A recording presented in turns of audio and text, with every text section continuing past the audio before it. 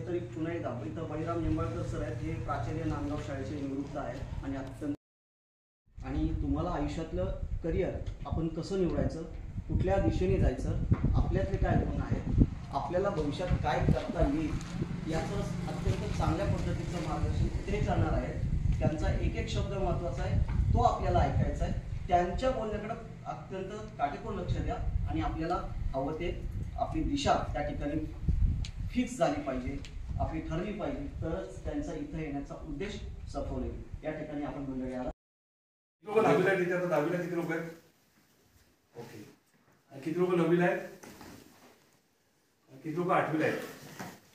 Okay. तर 8वीचे लोक 2 वर्ष अगोदर या लेक्चरला आहेत, 9वीचे लोक 1 वर्ष अगोदर आहेत आणि 10वीचे लोक आता त्या टप्प्यावर आहेत.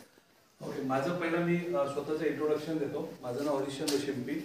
मी गेले 27 वर्ष एज्युकेशन सेक्टरमध्ये काम करतोय. आतामध्ये 19,000हून अधिक विद्यार्थ्यांना मी मार्गदर्शन केलेलं आहे. करिअर गायडन्स, करिअर काउन्सिलिंग आणि एखाद्या विद्यार्थ्याला जर कुठल्या क्षेत्रात जायचं असेल, त्याला कोणत्या कोणत्या गोष्टी गरजेच्या असतात याबद्दल मार्गदर्शन करतो.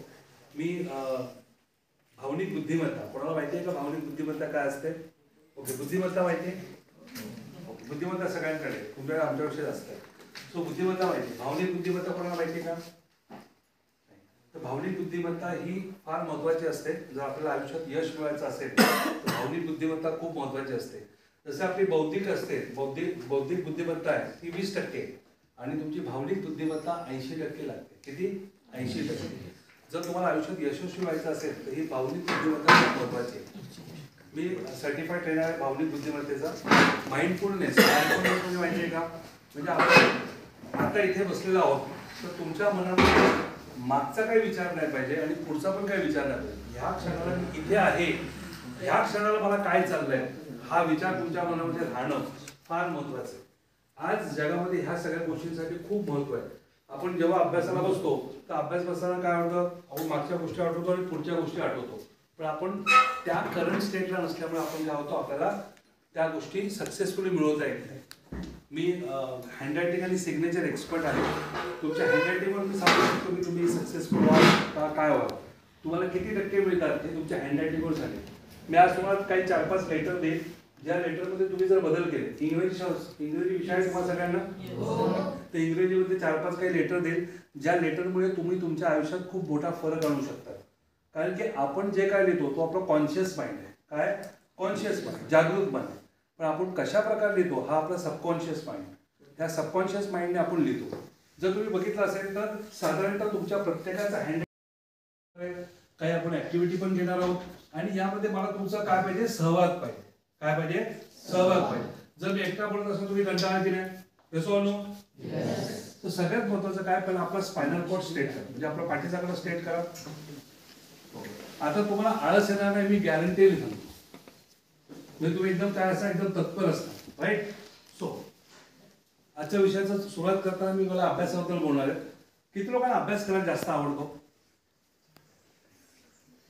अरे हात वरती करा. मनापासून नका, दुसरा करतो आपण करू नका. सगळ्यात महत्वाचं काय माहितीये का, जगामध्ये सगळ्यात सोपी जर गोष्ट कुठली असेल माहितीये का, तर ती आहे अभ्यास करणं. कोणाला विचार, इथे बसले जेवढे काही सिनियर मंडळी आहेत, तुमचे शिक्षक असतील, मुख्याध्यापक असतील, मी असेल, तर त्यांना फक्त विचार जगात सगळ्यात सोपं काम कुठलं, ते म्हणतील अभ्यास करणं. का? काय काहीच काम नसतं. शाळेत यायचं, घरी यायचं, अभ्यास करायचं, खायचं, झोपायचं, पुन्हा शाळेत यायचं, खायचं, अभ्यास करायचा, झोपायचं. बाकी काय काम आहे का? काहीच काम नाही. पण हे काम तुमचं अभ्यास जेव्हा संपतो त्यानंतर तुम्ही कुठे जातात? जॉबला जातात. आणि जॉबला गेल्यानंतर काय होतं, हे सगळे प्रॉब्लेम तुमच्या आयुष्यात येणार आहेत. आता कुठे प्रॉब्लेम आहेत का? आता एकच काम आहे. काय काम आहे? फक्त अभ्यास करा. लक्षात ठेवा मित्रांनो, वय 0 ते 17 मध्ये मुलांनी फक्त अभ्यास केला पाहिजे. काय केला पाहिजे? अभ्यास. 17 ते 35 या वयोगटामध्ये तुम्ही कौशल्यपूर्वक जे काही व्यावसायिक शिक्षण आहे ते घेतलं पाहिजे, ज्याला आपण प्रोफेशनल फेज म्हणतो. काय म्हणतो इंग्लिशमध्ये? Professional phase. पहिल्या फेजला इंग्रजीमध्ये म्हणतात स्टुडंट फेज, म्हणजे विद्यार्थ्याची दशा. 0 ते 17. 17 ते 35 काय असतं? Professional phase. म्हणजे तुम्ही काय करायचं, एका प्रोफेशनमध्ये तुम्ही जातात. बघा लक्षात ठेवा, 10वी नंतर 12वी हे सगळ्यात महत्त्वाचा टप्पा झाला. जेवढे काही शिक्षण होतात 12वीच्या नंतर तुमच्या कॉम्पिटेटिव्ह एक्झाम होतात. Yes or no? तुमच्याकडे किती लोकांना डॉक्टर बनायचंय? तुम्हाला मी डॉक्टर 100% बनवणार. आता तुम्हाला सांगू आनंदाची गोष्ट, डॉक्टर बनण्यासाठी किती खर्च येतो? नाम मात्र 5,000 वर्षाला. सगळे बोलू शकतात? बोलू शकतात की नाही? बोलू शकतात. पण ते 5,000 रुपये डॉक्टर बनण्यासाठी प्रोसेस काय ती तुम्हाला कळली तरच तुम्ही बनणार. Yes or no? तर 5,000 मध्ये पण एक माणूस वर्षाची फी मात्र 5,000 आणि इंडियामधल्या सगळ्यात नामवंत शिक्षण संस्थेमध्ये तुम्हाला ऍडमिशन मिळणार. त्याची फी असते फक्त 1,800 रुपये. खाणं पिणं त्यांच्याकडे असतं. गव्हर्नमेंट सगळी सुविधा काय करते तुम्हाला देते. एम्स नावाचं नाव ऐकलं असतं. एम्स नाव ऐकलं? एम्स डॉक्टर म्हणतात त्यांनी एम्स. एम्स नागपूरला पण आहे, दिल्लीला पण आहे. ओके, तर ह्या ठिकाणी तुम्ही काय करू शकता? डॉक्टर बनू शकतात नामवंत 5,000 फी मध्ये. तर ह्या सगळ्या गोष्टींचा विचार करता आपण अभ्यासाची सुरुवात करणं खूप गरजेचं आहे. लक्षात ठेवा, जगामध्ये सगळ्यात सोपी गोष्ट आहे कुठली? अभ्यास. फक्त अभ्यास करणं. वर्ष संपत आलं पण माझा अभ्यास संपलेला नाही. Yes or no? पण हे तुमच्याकडे आता जवळपास 1.5 महिन्याचा काळ आहे. विनाशची तारीख फिक्स झाली. किती तारीख आहे? किती तारखेला एक्झाम आहे? 21 फेब्रुवारी विनाशची तारीख आहे. म्हणजे आपलं फिक्स आहे की आपले ह्यावेळी एक्झाम द्यायची. ओके, तर 10वीच्या मुलांच्या आयुष्यात 5 प्रकारचे पश्चाताप येतात. किती येतात? 5 प्रकारचे. जे 9वीचे आहेत, जे 8वीत आहेत त्यांना तो पश्चाताप कदाचित नंतर येईल. 10वीच्या मुलांना पहिला पश्चाताप केव्हा येतो माहिती का? ज्यावेळी तुमची परीक्षा असेल. काय असेल? परीक्षेचा पहिला दिवस असेल आणि परीक्षेच्या पहिल्या दिवशी तुम्ही पेपर समोर घेतला आणि पेपर होता गणिताचा. एक्झाम्पल गणिताचा पेपर होता आणि तुम्ही पहिला प्रश्न वाचला आणि तुम्हाला अरे हे गणित मला पाटील सर किती वेळा शिकवत होते पण मी केलं नाही. हा पहिला पश्चाताप तुमच्या आयुष्यात केव्हा येणार? जेव्हा तुमचा पहिला पेपरचा पहिला एक्झाम्पल पहिला तुम्ही प्रश्न वाचाल त्यावेळी. दुसरा तुम्हाला पश्चाताप केव्हा माहितीये का? ज्यावेळी तुमचा रिझल्ट लागेल. त्यावेळी तुमचा रिझल्ट लागल्यानंतर काय होणार आहे? माझी जी मैत्रीण होती, लक्षात ठेवा, ज्यावेळी तुम्हाला शिक्षक शिकवतात त्यावेळी तुम्ही ह्याच क्वेश्चन मध्ये पाहिजे. तुम्हाला ती गोष्ट आपोआप लक्षात ठेवा. काय काय छोट्या छोट्या गोष्टी तुम्हाला सांगा ज्याच्यामध्ये तुम्हाला अभ्यास न करता पण अभ्यास सोपा वाटायला. क्लिअर? सो ही लाखोपर्यंतची गोष्ट होती. पुढे बघूया तर आपला ब्रेन 2 टप्प्यामध्ये गेला. किती? 2 टप्पे. एक आहे राईट ब्रेन, दुसरा आहे लेफ्ट ब्रेन. राईट ब्रेन आणि लेफ्ट ब्रेन. राईट ब्रेन कशासाठी असतो? पण भावनिक मेंदू आहे ना, हा खूप महत्वाचा आहे. सपोज तुमच्या आईने तुम्हाला सांगितलं की अभ्यासाला बस. तुम्ही खूप चांगल्या बाळाप्रमाणे बसतात का? आताच आलो शाळेतून, पण थांब ना. आपण काय देतो? लगेच रिॲक्शन देतो. काय देतो? रिॲक्शन. तुमचा भावनिक मेंदू हा 80,000 टाइम फास्ट काम करतो. किती? 80,000 टाइम फास्ट तुमच्या विचार करणाऱ्या मेंदूपेक्षा. म्हणून जगामध्ये सगळीकडे जे काही प्रॉब्लेम चालू आहेत हे दुसऱ्या मेंदूमुळे चालू आहेत. इथे एक इक्वेशन लिहूया. E plus R is equal to S. E plus R is equal to S. हे मॅथ्स मध्ये तुम्हाला कुठे मिळणार नाही. E म्हणजे काय? इव्हेंट. इव्हेंट म्हणजे काय? एखादी घटना. E म्हणजे इव्हेंट, घटना लिहा. तुम्ही मराठीत घटना लिहा. दुसरं R म्हणजे रिस्पॉन्स आणि ऑब्लिक रिॲक्शन आणि तिसरा S म्हणजे सक्सेस. जर तुम्ही एखाद्या घटनेला रिॲक्शन दिली तर सक्सेस मिळेल का? इकडे बघा, सक्सेस मिळेल का? नाही. पण आता आईने सांगितलं अभ्यासाला बस आणि नाही आताच चालू आहे, थोडा थांब ना, नंतर करेल ना. ही झाली रिॲक्शन. मग घरात वाद होतील का शांतता होईल? तो दुसरा आपण रिस्पॉन्स घेतला, आई आता थकले ग, थोडा झोपू किंवा थोडा खेळ येते, एक ना मी 1.5 तास अभ्यास करेल, तू काही टेन्शन घेऊ नको. आता काय असेल? याला म्हणतात रिस्पॉन्स. पहिला चांगला का दुसरा चांगला? दुसरा. पण आपण दुसरा घेतो का? नाही. आपण पहिला जास्त घेतो, कारण की आपलं डोकं तापवलं कोणी? टीव्ही, मोबाईल, इंटरनेट, ह्या सगळ्यांनी आपलं काय केलंय? डोकं तापवलेलं आहे. Right? So E plus R is equal to S.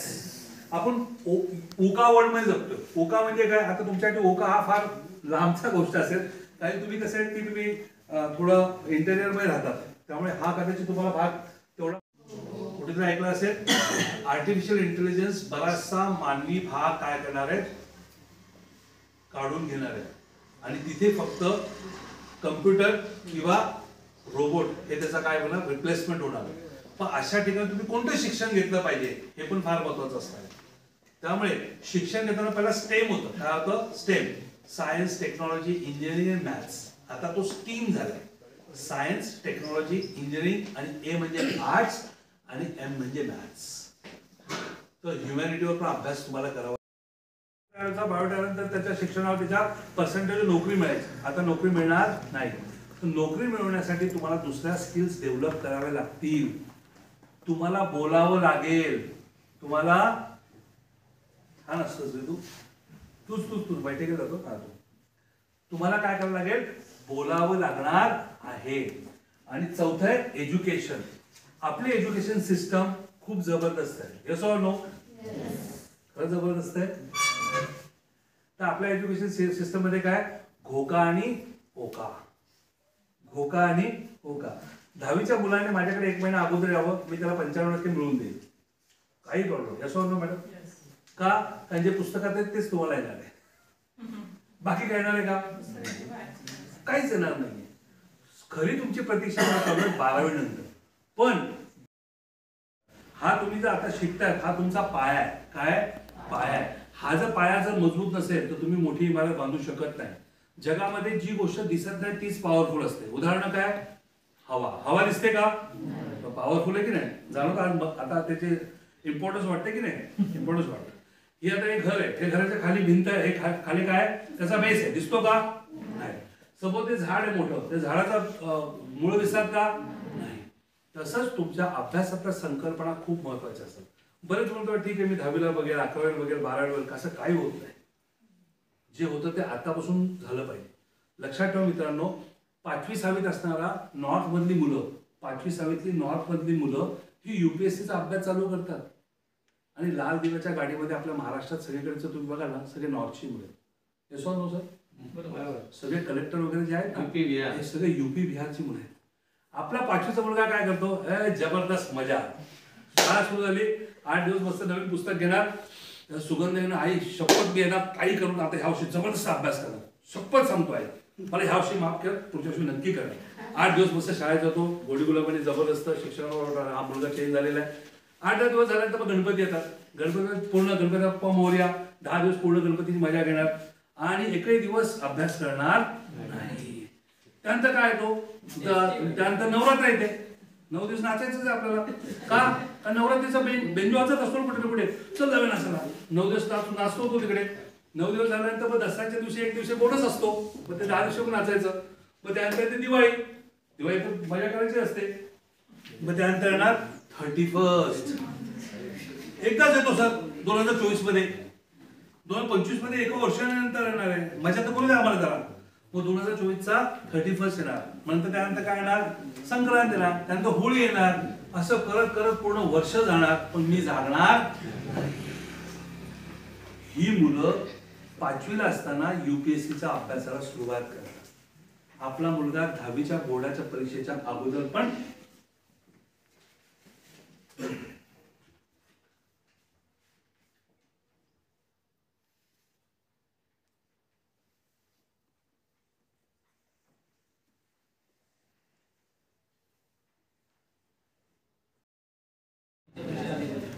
आता तुम्ही नॉर्थ मध्ये गेलात, आता साऊथ मध्ये जा. साऊथ मध्ये त्या लोकांचा एकच धर्म असतो, रोटी कपडा मकान आपल्याला पाहिजे. आपल्याला रोटी कपडा मकान तीनों खुश, आपण खुश.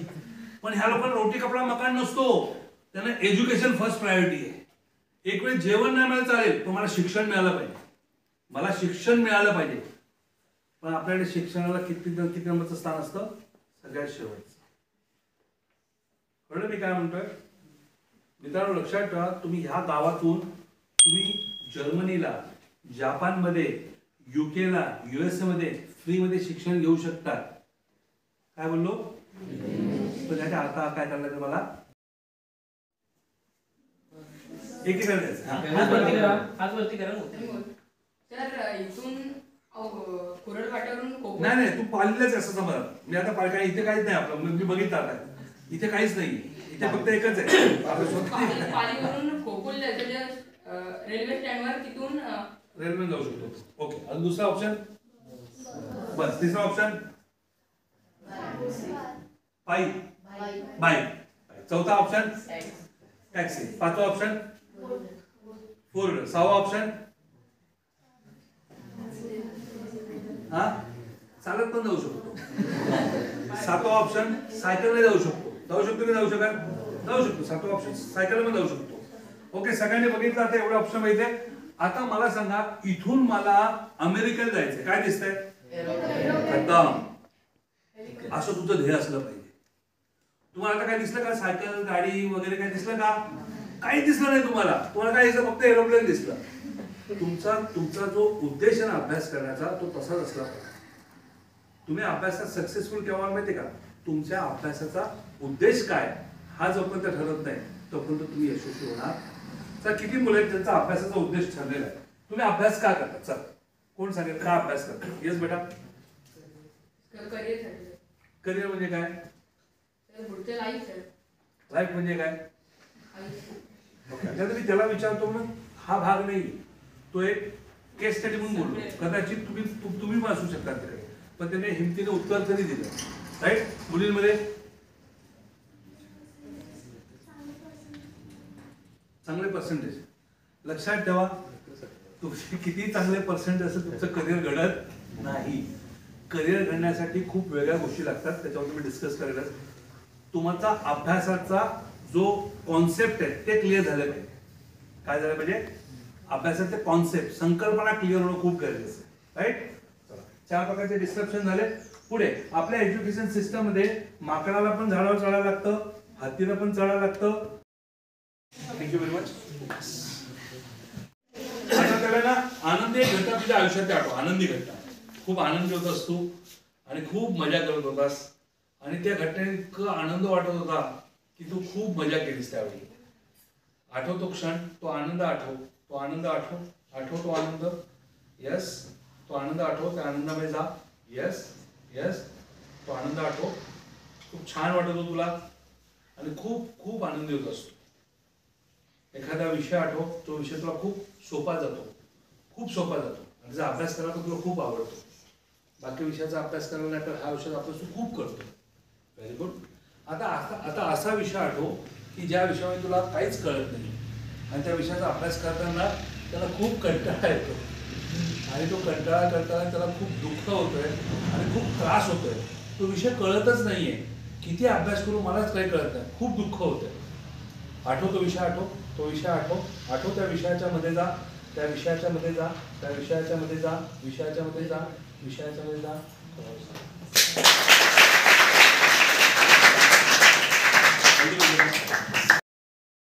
डिप्लोमा. आर्ट्समध्ये 2 प्रकारचे करिअर होतात. आर्ट्समध्ये एक फाईन आर्ट असतो आणि एक असतो अप्लाइड आर्ट. अप्लाइड आर्ट म्हणजे ऍप्लिकेशन ऑफ आर्ट्स. त्याच्यामध्ये तुम्ही बरेचसे घटक आहेत ते आता आपल्याकडे प्रोजेक्ट त्यामुळे आपण डिटेलमध्ये जाऊ शकत नाही. दुसरं तर कॉमर्समध्ये पण तुम्हाला 2 प्रकारचे करिअर असतात. एक फायनान्समध्ये एक असतं, एक नॉन फायनान्समध्ये असतं. एक सर्व्हिस सेक्टरमध्ये असतं आणि एक तुमच्या कशामध्ये असतं, जॉबमध्ये असतं. आणि तिसऱ्या टाईपचं करिअर असतं ज्यामध्ये तुम्ही स्वतः एंटरप्रेन्योर बनू शकता. तुम्ही सीए करू शकता, सीएस करू शकता, आयसीडब्ल्यू करू शकता. आता सीएस पेक्षा पण खूप वेगळी करिअर आलेली आहे. म्हणजे काय, तुम्ही एसीसीए पण करू शकता. काय करू शकता? एसीसीए म्हणजे काय? सीए म्हणजे इंडियातला सीए, फक्त इंडियातले सीए करणार. पण एसीसीए हा जगभरातल्या 180 कंट्रीमध्ये तुम्ही कुठेही काम करू शकता. मॅकडॉनल्ड सगळीकडे, अमेझॉन सगळीकडे. मग ह्या सगळ्या लोकांचा अकाउंट बघायला कोण लागतो? इंटरनॅशनल सीए लागतो. त्याला एसीसीए चा कोर्स म्हणतात, तोही तुम्ही करू शकता. सगळ्यात महत्वाचं करिअर मला जे आवडतं, जे सगळ्या मुलांनी किंवा मुलींनी गेलं पाहिजे, ते आहे एनडीए. एनडीएचं ह्या करिअरमध्ये काय, वयाच्या 22व्या वर्षी तुम्ही क्लास ए चे ऑफिसर होता. Class 1 officer. 1 लाखाचा पगार तुम्हाला मिळतो. 22व्या वर्षी तुम्हाला सगळ्या सुखसुविधा मिळतात. राहायला फ्री, खायला फ्री, झोपायला फ्री, एज्युकेशन फ्री, तुमचं शिक्षण फ्री, दवा फ्री, मेडिकल फ्री, गावाला जमीन फ्री, बंगला फ्री, पोस्ट ग्रॅज्युएशन फ्री. संपल्यानंतर पेन्शन फ्री, दुसरी नोकरी फ्री. चांगलं की नाही करिअर? पण त्याला खूप मेहनत करायला लागते. मला कंटाळा आहे त्याचा, काय नाही करत, कळलं की नाही? सो एनडीए सारखं करिअर नाही. त्यानंतर सायन्समध्ये बरेच करिअर. सायन्समध्ये तुम्ही डॉक्टर होऊ शकतात, इंजिनियर होऊ शकतात, अशी बरीच करिअरमध्ये तुम्हाला जवळपास 5000 करिअर आहेत. किती? 5000 करिअर आहेत. त्या 5000 करिअरमध्ये जाण्यासाठी तुम्हाला पहिला टप्पा आहे तो तुमचा 10वी. काय तो? 10वी. 10वी नंतर दुसरा टप्पा आहे तुमचा 12वी, आणि 12वी नंतर तुमच्या सगळ्या एंट्रन्स एक्झाम असतात. काय असतात? Entrance exam. आणि या एंट्रन्स एक्झाम दिल्यानंतर तुम्हाला काय मिळतं? तुमच्या आयुष्यातल्या प्रोफेशनल कॉलेजला किंवा क्लासला जायची तुम्हाला काय मिळते? संधी मिळते. पण हे करत असताना तुम्हाला 10वीचा अभ्यास करणं खूप गरजेचं आहे. क्लिअर सगळ्यांना? क्लिअर? काय डाऊट असेल तर विचारा मला. किती लोकांना सीए बनायचंय? किती लोकांना काहीच नाही बनायचंय? ओके, थोडं मी डॉक्टर आणि इंजिनियर बद्दल थोडं डिटेल जातो. 10वी नंतर सायन्सला ऍडमिशन घेतल्यानंतर इंजिनिअरिंग किंवा मेडिकल जायचं असेल तर इंजिनिअरिंगच्या मुलांना 10वी नंतर फिजिक्स, केमिस्ट्री आणि मॅथ्स हे 3 विषय घेणं कंपल्सरी आहे. किती विषय? 3. हे विषय घेतल्यानंतर तुम्हाला 2 प्रकारच्या एक्झाम असतात. एक असते नॅशनल लेवलची एक्झाम आणि एक असते स्टेट लेवलची एक्झाम. जी लोक 11वी 12वी सायन्स घेतील, 11वी 12वी सायन्स तुम्हाला जेई मेन म्हणून एक पेपर असतो. जेई मेनचा एक्झामची तुम्ही देतात तर तुम्ही इंजिनिअरिंगला ऍडमिशन घेऊ शकतात ऑल ओव्हर इंडिया. आणि जेई मेनचा पेपर दिल्यानंतर त्यातले 2.5 लाख मुलं, किती लाख मुलं? 2.5 लाख मुलं जेई ऍडव्हान्स साठी सिलेक्ट होतात. कशासाठी? जेई ऍडव्हान्स साठी. जेई ऍडव्हान्स म्हणजे काय? आयआयटी नाव ऐकलंय? आयआयटी ऐकलं की नाही? लक्षात ठेवा, तुमचा सगळ्यांचा उद्देश, मी 10वी तो कोणत्या इन्स्टिट्यूशन मध्ये जाणार, कुठल्या इन्स्टिट्यूशनला ऍडमिशन घेणार हे आता ठरलं पाहिजे. क्लिअर का? हे आता ठरलं पाहिजे. मग त्यानुसार मी अभ्यास करणार. आपण काय होतो, मला मार्क आल्यानंतर मी ठरवेल. आपण करिअर कसं चूज करतो माहितीये का? पहिलं करिअर म्हणजे काय माहितीये का? Follow friend. माझी मैत्री कुठे चालली? तर आयआयटीच्या सीट आहेत. किती? 17,500 एक्झॅक्ट सीट आहे. आपल्याकडे पिपणी चालू नाही तर त्यात तुम्हाला सगळं दिसत असतं. आणि जवळपास 40हून अधिक ब्रांचेस आहेत जिथे तुम्ही ऍडमिशन घेऊ शकता. आयआयटीला नाही मिळालं तर तुम्हाला एनआयटीज आहेत. प्रत्येक स्टेटमध्ये एक एनआयटी आहे, नॅशनल इन्स्टिट्यूट ऑफ टेक्नॉलॉजी. त्याच्यानंतर ट्रिपल आयटी आहे, Indian institute of information technology. आणि त्याच्यानंतर तुमचे काही गव्हर्नमेंट कॉलेजेस आहेत. आता गव्हर्नमेंट कॉलेजेसमध्ये आपण जर महाराष्ट्राचा विचार केला तर व्हीजेटी आहे, ICT, Pune college of engineering आहे, सरदार पटेल कॉलेज आहे. ह्या कॉलेजमध्ये तुम्ही डिग्री घेतली ना तर तुम्हाला असं उचलणार, तू इथून केलं चल हे माझ्याकडे कामाला आहे, तो 40 लाख रुपये देतो, तर तुला 1 करोड रुपये देतो. पण ह्या कॉलेजमध्ये जाण्यासाठी अभ्यास करायला लागतो. तुम्हाला नाही करायचा आहे, तुम्हाला 1 करोड पगार पाहिजे, चालेल का? सुंदर पिचाईचा तुम्ही अभ्यास करा, सत्यानारायणाचा अभ्यास करा. हे लोक अभ्यास करूनच पुढे गेलेले आहेत. तर वशिला लावून गेले होते. वशिला लावून आपल्याकडे फक्त सरकारी नोकरी मिळते, वरती नाही जाणार तुम्ही. Is that clear? तर तुम्हाला जर ह्या चांगल्या कॉलेजमध्ये जायचं असेल तर तुमचं कॅम्पस सिलेक्शन होतं. काय म्हणतात? Campus selection. आणि कॅम्पस सिलेक्शन झाल्यानंतर तुम्हाला त्या कंपनीमध्ये तुमचं शिक्षण होण्याच्या अगोदर उचलतात. Sounds good? पण त्याने अभ्यास करा. एनआयटी झालं, ट्रिपल आयटी झालं, आयआयटी झालं, त्यानंतर तुम्हाला अजून आहेत आयआयएससी आहेत, आयसर आहे. आयसर माहितीये ना? ह्या सगळ्या ठिकाणी तुम्ही अभ्यास करून जाऊ शकता. पण त्यासाठी तुमचा 10वी आणि 12वी खूप चांगला असायला लागतं. त्यासाठी सायन्स घ्यायला. हा झाला इंजिनिअरिंगचा प्रकार. आता इंजिनिअरिंगमध्ये जर तुम्ही चांगलं केलं तर तुम्हाला चांगलं, जगामध्ये आपल्या इंडियामध्ये 15 लाख इंजिनियर बनतात. किती? 15 लाख. त्यामध्ये 7% इंजिनिअरिंगला नोकरी मिळते. किती? तर त्या 7 मध्ये यायचं असेल तर तुम्हाला ऍज अ काउन्सिलर, मी तुमच्या शाळेतल्या मुलाला 12 नंतर काही काउन्सिलिंगची गरज लागली तर मी ते फ्री ऑफ कॉस्ट तुम्हाला देईल. तर किती हजाराला कॉलेज मिळणार? जर तुम्ही अभ्यास नाही केलं तर एखादा शेतीचा तुकडा विकून आम्हाला डॉक्टर व्हायला चालेल का? सगळ्यात सोपं काय? अभ्यास करणं. बरोबर आहे? सो मेडिकलमध्ये ह्या सगळ्या गोष्टी आहेत. आपल्याकडे एमबीबीएस नंतर तुम्ही सगळ्यांनी एक लक्षात ठेवा, तुम्ही ज्या क्षेत्रात करिअर करणार आहात त्या करिअर करत असताना तुम्हाला पोस्ट ग्रॅज्युएशन करायचं. काय करायचंय? Post graduation. म्हणजे फक्त ग्रॅज्युएशनला महत्व नाही. पहिला बीकॉम होतं, बीकॉम नंतर तर एमकॉम आणि बाकीचे कोर्सेस तुम्हाला करावे लागणार आहेत. तसंच तुम्ही MBBS झाल्यानंतर तुम्हाला PG करायला लागणार, तुम्हाला MS किंवा MD करायला लागणार आहे. इंडियामध्ये जर तुम्ही डॉक्टर झालात थोडा आणि बघायचंय हे जोड ना असं हा दुखतोय ना, फक्त एका सेकंदाने जोड. आणि तुमची हा आहे ना, हे जे बोट आहे कोणतं मोठं आणि कोणतं छोटे ते बघा, चेक करा, चेक कर कुठलं मोठं आणि कुठलं छोटे ते बघ. हा मोठा आहे ना का छोटा, हा वरती कर, तो खाली ठेव, तो खाली ठेव आणि असं कर. जो छोटा आहे ते बोट असं ठेवायचं. जे छोटं आहे ना, जो छोटा बोट आहे तो आता समोर ठेवायचा. तेव्हा छोटं कुठलं आहे बघा, सगळ्यांनी करा, प्रामाणिकपणे करा, ही खूप चांगली ऍक्टिव्हिटी आहे. छोटं बोट कुठलं ते बघा असं.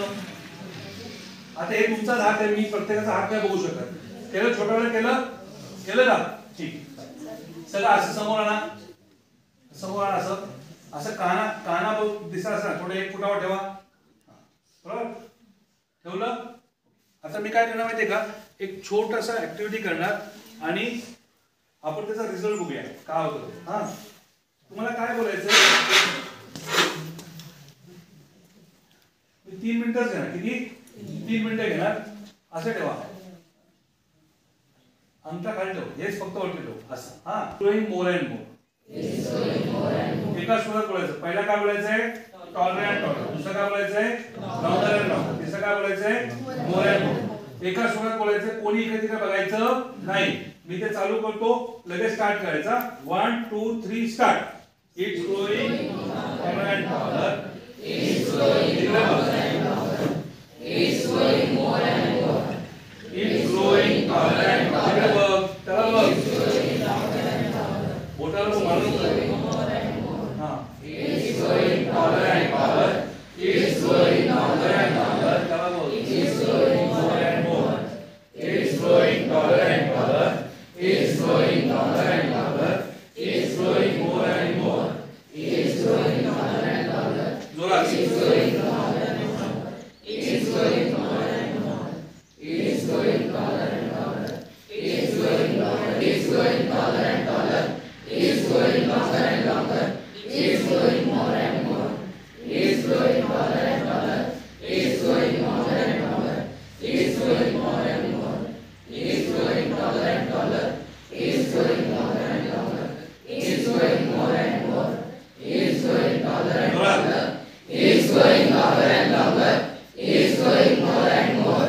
It's growing taller and taller. It's growing longer and longer. It's growing more and more. It's growing longer and longer. It's growing more and more. Check करा तुमचं बोट वाढलं असेल. जर नाही वाढलं असेल तर मी तू निघून जाणार.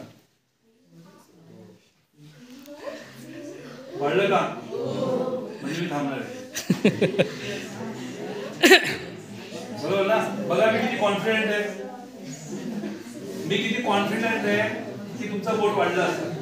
ज्याने प्रामाणिकपणे केलं, ज्याने आपल्या लेफ्ट ब्रेनचा विचार नाही केला त्याला नक्की वाढलं असेल. वाढलं का? कोणाकडून वाढलं? नक्की तुम्ही बरोबर केलं. Thank you very much. थँक्यू. सगळ्यात महत्वाचं, तुम्ही सकाळपासून उठल्यापासून ते दिवसभरात तुम्ही काय सूचना देतात. 1 मिनिट. सकाळपासून रात्रीपर्यंत तुम्ही स्वतःला काय सूचना देतात त्याच्यावर सगळं डिपेंड आहे. मी 3 मिनिटं फक्त हे बोट वाढलं पाहिजे हे जर बोलून माझं बोट वाढू शकतो तर मी उरलेल्या 51 दिवसामध्ये मला 90% मिळाले पाहिजे. मी शाळेत पहिला येणार असं बोलून माझा रिझल्ट बदलेल किंवा बदलणार. जेव्हा तुमचे शब्द बदलतात तुम्ही तुमची ऍक्शन पण बदलते. कळलं का? शब्द पहिला तुमचे विचार येतात, विचारानंतर तुमचे शब्द येणार. काय येणार? शब्द. मग तुमची ऍक्शन येणार, मग तुमची सवय निर्माण होणार आणि नंतर तुम्ही आयुष्यात मोठे होणार. That is your character. आता सरांनी मला सांगितलं की अमेझॉन किंवा ओला टॅक्सी वगैरे हे बिझनेस कसे मोठे होतात. एकच सांगितलं. आता अमेझॉन बघितलं, अमेझॉन मध्ये जेवढे काही प्रोडक्ट्स आहेत हे प्रोडक्ट्स लोक काय करतात, कोलॅबरेशन करतात. कोलॅबरेशन म्हणजे काय? हे प्रोडक्शन वाले यांच्याशी कोलॅबरेशन मध्ये करतात. बाय तुझा एवढा माल मी विकून देणार. कसा विकणार तो माझा प्रश्न, तू मला एवढ्या पैशामध्ये द्यायचा. मी एवढ्या पैशात विकेल किंवा किती पैशात विकेल तो माझा प्रश्न. म्हणजे मी कमी याच्या त्यांच्याकडून घ्यायचा आणि त्याच्यात माझे पैसे ऍड करतो. तो माणूस डायरेक्टली तुमच्याकडे काय करतो, कुरिअर. यामध्ये कंपनीचं कुठेही काही गोडाऊन नाही, फक्त काय कुरिअरचा माल येतो आणि तिकडे काय होतो, डिस्पॅच होतो. तसंच ओयो ओयो ओयो जे हॉटेल आहे, हॉटेलवाला सगळ्या हॉटेलवाल्याशी काय करतो, कोलॅबोरेशन करतो. तुमचं हॉटेल आहे चालत नाही, मी घेतो. तुमचं हॉटेल चालत नाही, मी घेतो. तुमचं आहे, मी घेतो. मी काय करतो, त्या हॉटेलमध्ये काय करतो, सगळ्या सुविधा मस्तपैकी तयार करतो आणि तू गप्प बसायचं. तुला वर्षाला किती पाहिजे, 1 करोड ना, मी तुला 1 करोड देतो, बाकीचा बिझनेस मी घेतो. कळलं? म्हणजे हॉटेल पण त्यांचं, सगळं त्यांचं, पण बाकी सगळं मी तिथे काय करतो, मी मॅनेज करतो. मग तिथे ट्रॅफिक कशी आणायची ते मी बघणार, त्याचं मार्केटिंग मी करणार. लोकांना कसं तिथे कुठल्या टॅरिफमध्ये त्याचं रेंट किती घ्यायचं ते मी ठरवणार. सीझनला मोठं ठेवायचं, लो सीझनला कमी ठेवायचं, लोकांना कसं अट्रॅक्ट करायचं तो मी बघणार. मग ट्रॅव्हल एजन्सीला सांगायचं बाबा मी तुला एवढे रूम देतो, एवढ्या याच्यात देतोस का, असे विविध प्रकारचे बिझनेस चालू करतात. आयपीएल बघतात सगळं. आयपीएल मागे 30 करिअर आहेत. किती, आपण तो बॅटबॉलच आहे बघतो, 30 करिअर आहेत. किती, 30 लोकांचे करिअर त्याच्या मागे, पण आपण तो बघत नाही. आपण काय करतो, फक्त पिक्चर बघतो. पिक्चरच्या मागचे जे पडद्यामागचे कलाकार आहेत आणि खूप चांगलं यश मिळवाल अशी अपेक्षा करतो. त्याचबरोबर तुम्हाला 10वी नंतर जर तुम्हाला वाटलं काही वैयक्तिक तुम्हाला मार्गदर्शन हवं तर सरांकडून तुम्ही माझा नंबर घेऊ शकता. मी सरांना रिक्वेस्ट करेन की आपल्या ह्या सगळ्या इकडे असणारी जी मुलं आहेत ज्यांना डॉक्टर किंवा इंजिनियर स्पेशली व्हायचं आहे त्या लोकांसाठी मी 1 दिवस पूर्ण दिवस येईल स्वखर्चाने आणि त्यांना मार्गदर्शन करेन. आणि त्यांच्या काही टेस्ट असतात, सायकोमेट्रिक टेस्ट असतात, त्या टेस्ट पण मी घेईन. तो परीक्षेच्या नंतर. परीक्षा आता तुम्हाला मी परीक्षेमध्ये कुठेही त्रास देणार नाही आणि तुम्हाला बदलायला काही सांगणार नाही. परीक्षेनंतर तुम्ही आला आपण तुमचे टेस्ट घेऊ, त्यानुसार तुम्हाला कुठल्या क्षेत्रात जायचं, कसं जायचं त्याचं वैयक्तिक मार्गदर्शन आपण करू आणि तुम्हाला तुमच्या पुढच्या भविष्यासाठी ऑल द बेस्ट. मी सगळ्या स्टुडंटचे, सगळ्या टीचर्स, प्रिन्सिपल सर, घाडगे सर, निंबाळकर सर आणि मी त्या सगळ्या लोकांना थँक्यू म्हणतो ज्या लोकांनी ह्या गोष्टीसाठी आज खूप मदत केली. मी त्या लोकांना पण थँक्यू म्हणतो. त्या सरांचं नाव पोद्दार सर ना, हां पोद्दार सर, त्यांच्या गाडीतून मी तिकडे आलो. मी त्या रिक्षावाल्याला थँक्यू म्हणतो ज्यांनी मला त्या एका सेंटरला पोहोचवलं. मी त्या प्रत्येक व्यक्तीला थँक्यू म्हणतो ज्या लोकांनी ह्या गोष्टीसाठी कळत नकळत कुठे ना कुठे काय केले, प्रयत्न केले.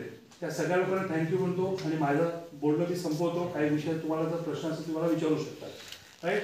आता मी एक ग्रॅटिट्यूड जे केलं, आम्हाला जे करिअर गायडन्स केले त्याचा फायदा भविष्यात आम्हाला नक्कीच होणार आहे. त्यामुळे आमचे करिअर आम्हाला निवडता येणार आहे. मी सुधागड तालुका रहिवासी सेवा संघ ठाणे व टाटा कॅपिटल यांचे मनापासून आभार मानतो. असेल तर त्यासाठी योग्य मार्गदर्शन व दिशा मिळणे गरजेचे असते. सर आम्ही तुमचं धन्यवाद करतो की सर मला डिप्लोमा करायचा आहे. तर मला 12वी समजत नव्हतं मी कुठली एक्झाम देऊ. तर आज तुमच्याकडून सर चांगलं समजलं की मी जे एक्झाम देऊ शकतो आणि मला भावामध्ये डिप्लोमा घेतलाय. समजत होते मला की ते एक्झाम कुठली घेऊ, पण तुमच्या तेव्हा चांगलं समजलं आणि आज आपण आपल्या करिअर गायडन्स मधून जे मुलाचे मार्गदर्शन केले त्यामुळे मी सुधागड तालुका रहिवासी सेवा संघ ठाणे व टाटा कॅपिटल संस्था मुंबई यांचे आभार व्यक्त करतो. आज तुम्हा मुलांना सुधागड तालुका रहिवासी सेवा संघ ठाणे आणि टाटा कॅपिटलच्या माध्यमातून एज्युकेशन आणि करिअर गायडन्सचं आपण जे आयोजित केलं, मार्गदर्शन वर्गाचं आयोजित केलेला आहे तो ह्या सुधागड तालुक्यामध्ये जे मागासवर्गीय आहेत, शैक्षणिक मागासवर्गीय जो विभाग आहे त्या मुलांना अभ्यास कसा करावा आणि पुढचं करिअर काय आहे, 8वी ते 10वी गेल्या 2-3 वर्षापासूनचा आपला प्रयोग चालू आहे. तुमच्या शाळेवर मला वाटतं प्रथमच आहे. आपण दरवर्षी 4-5 शाळा, 5-6 शाळा आपण दरवर्षी घेतो. तर प्रत्येक वर्षी तुम्हाला हे व्हायला पाहिजे. आणि त्यानंतर शाळांचा असा ॲडवाइस होता की आपण प्रत्येक मुलांपर्यंत पोहोचू शकत नाही, परंतु तालुक्याच्या शिक्षकांना जर आपण या प्रकारचं त्यांना मार्गदर्शन दिलं की ते मुलांपर्यंत पोहोचू शकतील तर ते सर्वात उत्तम होईल. आणि तुम्ही आजच्या दिवसात जे मार्गदर्शन घेतलं त्याचा माझा 10वीच्या रिझल्टवरून नक्की तुम्हाला माहिती पडेल. आणि टाटा कॅपिटल किंवा सुधागड तालुका रहिवासी सेवा संघ ठाणे निंबाळकर सर जे पर्सनल वेळ देतात ते तुम्ही सुधागडची मुलं काहीतरी घडावीत, पुढे प्रगती व्हावी. इथून तुम्ही ठाणे आले, मुंबईला आलेत तर आम्हालाच भेटणार आहोत. तेव्हा तुम्ही तिथेच आमच्याकडे नोकरीसाठी अपेक्षा करणार आहोत की तुम्ही सुधागड तालुक्याचे अध्यक्ष हे आहेत, आम्हाला नोकरीसाठी काहीतरी करा. पण जर तुमची बेसिक पाया जर बरोबर नसेल तर तुम्हाला नोकरीसाठी काही करणं शक्य होत नाहीये. तर त्याच्यासाठी आम्ही पायाजवळच आम्ही येतोय, जे तिथं तुमचा बेसिक चांगलं व्हायला पाहिजे त्याच्यासाठी आम्ही प्रयत्न करतोय. आणि त्याचा तुम्ही जरूर फायदा घ्यावा. आयुष्यभर तुम्हाला नक्की लक्षात राहील की सुधागड तालुका, टाटा कॅपिटल, निंबाळकर सर, शिंपी सर आणि तुमचे शिक्षक तर काही दिवसांमध्ये लक्षात राहणार आहेत. आणि जी संस्था आपल्याला, आपण 14 शाळेवर मदत करतो, प्रत्येक शाळेवर जर काम करायचं असेल तर वेळ पैसा भरपूर जातो.